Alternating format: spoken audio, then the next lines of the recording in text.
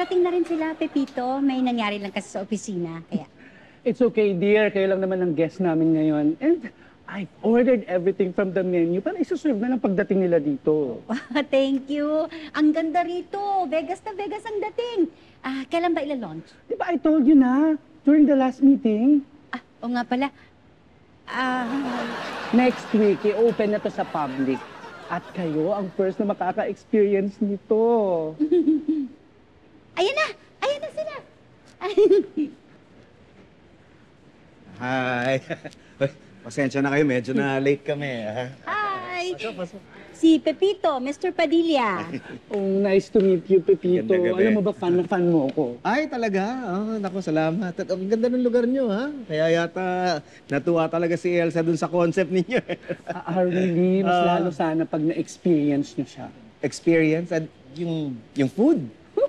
Not just that, of course, the unique services that we have. Services. Hindi ko.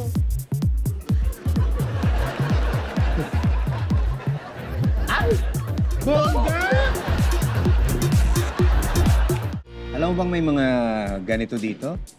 Hindi ko alam. Ba't di mo alam? Di ba diniscuss nyo yan nung meeting nyo, yung concept? Kasi... Ano? Di niya sinabi? Sinikret niya sa'yo? Nako, hindi maganda yan. Dapat lahat ng mga detalye pinag-uusapan, dinidisclose sa meeting pa lang.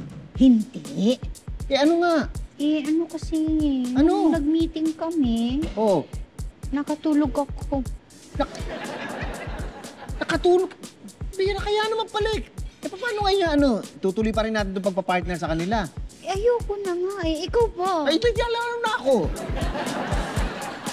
Rice po, ma'am. Yes, please. Isang mainit na rice, ma'am. Hindi. Ay, ako na. Napakasarap. Hindi, ako na. Hindi, okay na. Kaya ko na yan. Ako na. Sige, okay na yan. Konti lang. Sige. Kayo po, sir. Masarap to, sir. Okay lang. Wala na akong gana. Sige, sir. Diet ako eh. Sige. Thank you. Parang gusto mo. Hindi nga. Huwag lang. Mr. Padilla, pasensya na ho, no? Pero medyo... Medyo... Sabihin mo. Teka, bakit ako? Hindi niyo ba nagustuhan? Nagustuhan ho. Yung mga kasama nga namin, enjoy na enjoy eh. Kaya lang,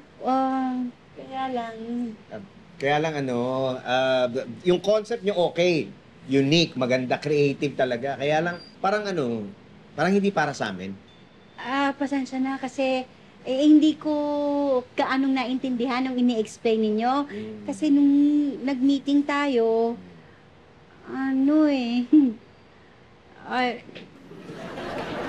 Nakatulog siya. Nakatulog. It's okay, Elsa. Kaya nga gusto ko muna kayong pumunta rito bago natin i-close yung deal. Pasensya na ulit. Pero pag inopen nyo to, siguradong papatok to. Salamat ha, pero ano sa next business? Magkakasama pa rin tayo. Oo naman, tawag kayo para mapag-usapan.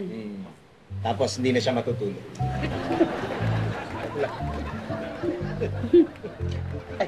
Sir, umalis na po ba sila? Hindi, andiyan. Hinihintay ka.